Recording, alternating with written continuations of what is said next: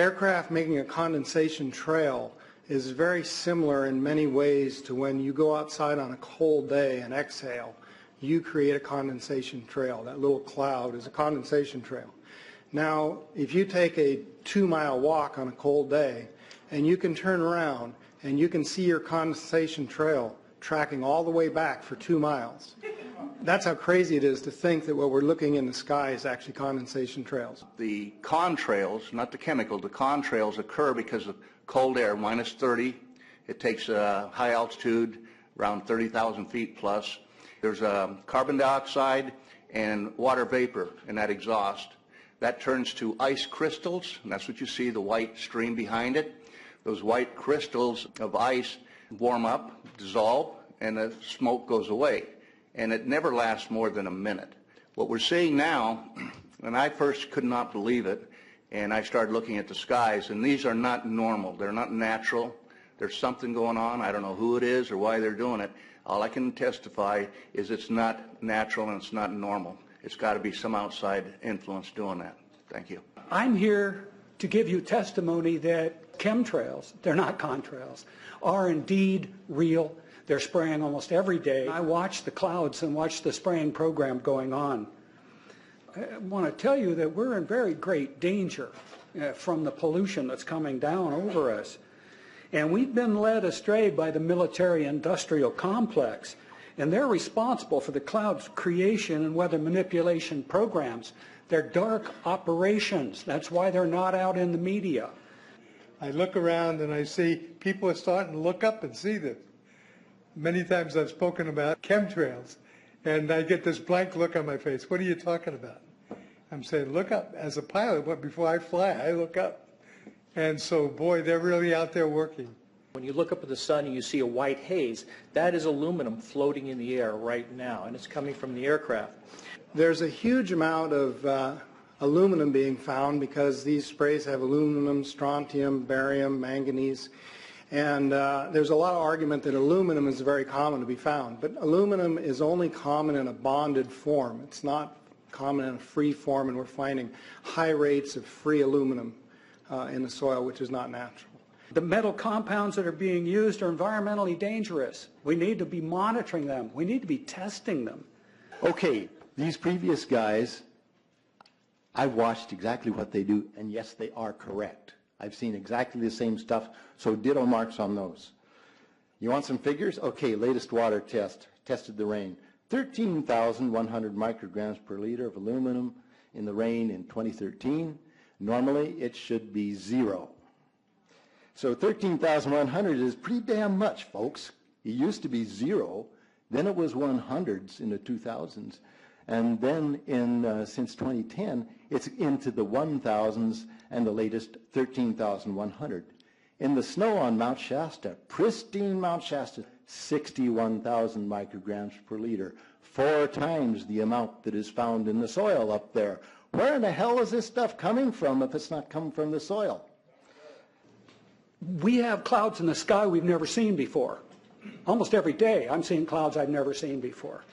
And NASA has been even named a few of these new clouds. It's really interesting, but NASA is a corporation. I want you to know that. NASA has also conducted a research program in what they call metallized fuels. We're actually putting aluminum oxide right in the fuel because it has 2 atoms of aluminum and 3 atoms of oxygen. So during the combustion process, it releases all that oxygen and dramatically increases efficiency, but it leaves the aluminum in the air. We got things coming from sky down, and it's a huge, huge problem. Because as it comes down, what happens is a couple of things. Is that it actually is in our air, we breathe it. And as we breathe it, it's actually going to go up through our nostrils, into our brain, easiest access to our brain frontal lobe.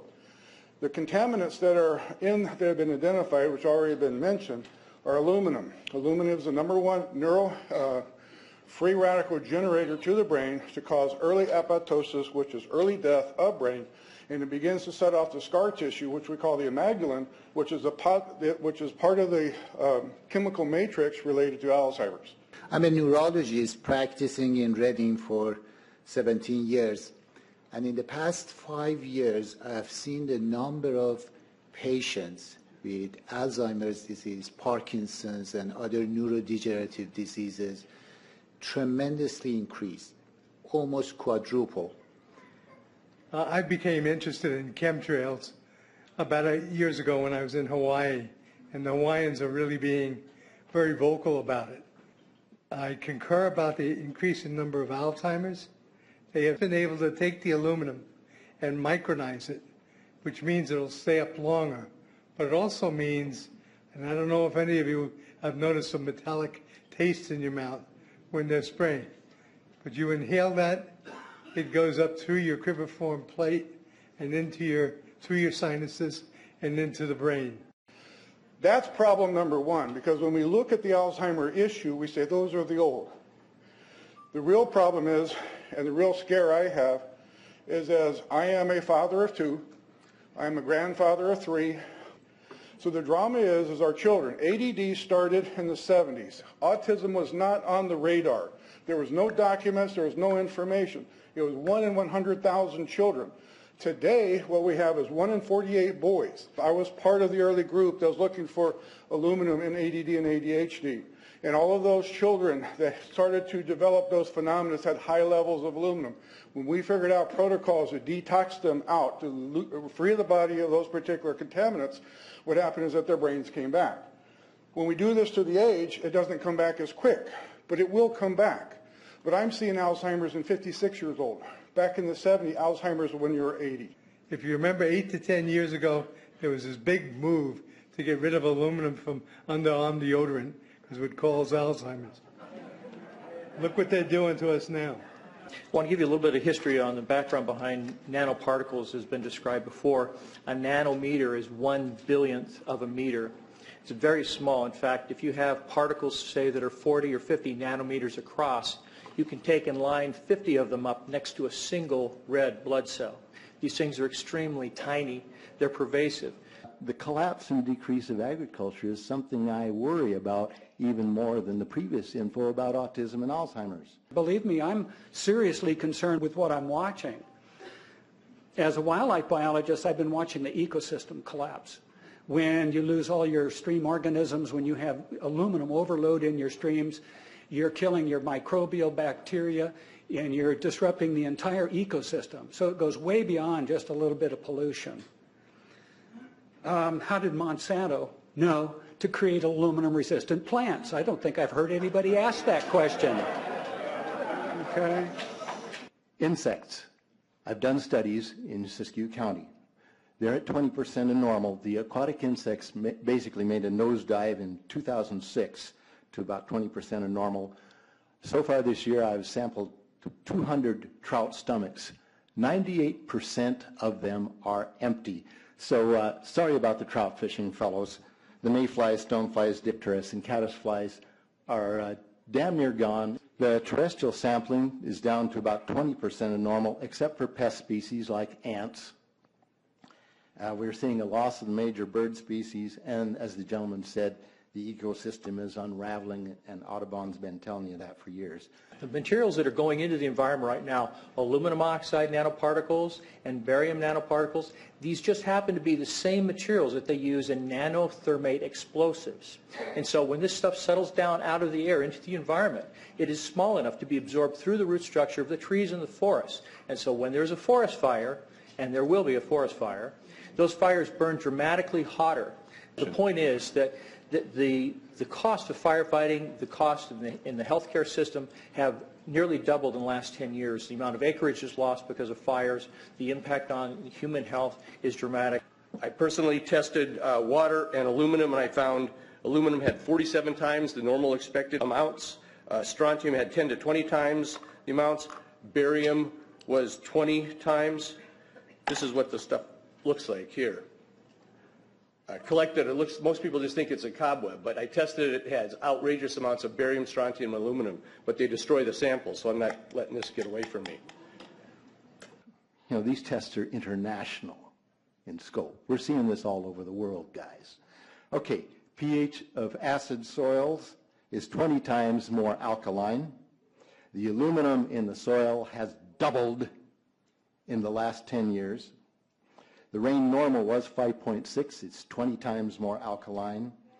Aluminum blocks essential nutrients. I am unable in my garden to restore normal pH, and that's because nanoparticles are now in the circulatory systems of both plants and humans. The Air Force conducted a study starting in 1993. It was called In Vitro Toxicity of Aluminum Nanoparticles in Rat Alveolar Macrophages. That's a real fancy way of saying testing the effect of aluminum nanoparticles on the white blood cells in the little air sacs in your lung, the alveoli. And what they found in this 8-year study was that these particles, when you're exposed to them long enough, it suppresses the ability of your white blood cells to defend you from airborne infections coming into your lungs. So it suppresses your immune system. But they also found that these same particles, once they get into your system, they can actually go through the barrier in each one of the cells. They get inside the cells, and these particles can actually suppress the ability of mitochondria, which are in the cells that help to gobble up toxins and things that would be harmful to the nucleus and the reproduction process of the cells in your body. These processes are suppressed, and so essentially by breathing this material in, your immune system is dramatically suppressed. I wrote to the federal government because Air Force wrote a book, and on the first page of the book they said, we're going to control the weather by the year 2025. I asked them, what are they doing spraying these chemicals on the public? I said, there's violation of United States Code 50 USC 1520, which prohibits the American government from experimenting on the U.S. citizens with chemical agents. I said that law also requires who's ever experimenting, when the federal government does it, that they have to report to Congress within 30 days. They wrote back, they said they don't know what I'm talking about. We have enough evidence that there's a spraying going all over the place. We were warned about the takeover of our freedoms by the military-industrial complex by both Eisenhower and Kennedy. They're gaining traction on us, folks. We are in trouble more than just a spraying program. All I can say is it's about time we get up in arms about this, because it is affecting our health. It's high time that we as citizens of this great country take action. Board of Supervisors in Suffolk County, New York, they outlawed geochemical engineering. Hawaii passed an ordinance prohibiting geochemical engineering. I urge you to bar geoengineering in Shasta County and pass an ordinance. At least ask some damn questions. What the hell is all this aluminum doing here? Why are the trees dying, fishes dying? Why is there Alzheimer and aluminum spiking? And why are these fibers on the ground here in Shasta County? Thank you. Thank you, Mr. Marmon. Today, the Shasta County Board of Supervisors has been the beneficiary of some sincere, passionate, and knowledgeable comments. And I thank you for those. I am in agreement with my colleagues about sending letters and a call for action, but I would hope that we could go a step further. I would like for us to send a copy of this video where all of you spoke today, all 2.5 or 3 hours of this testimony, to be sent to our senators and our U.S. representatives, and also our representatives in the state of California. We'll do that. Let them listen to the passion that came out of this meeting today. Thank you. You have the motion in front of you. I think it's understood. All in favor say aye. Aye. Any opposition? Motion passes unanimously.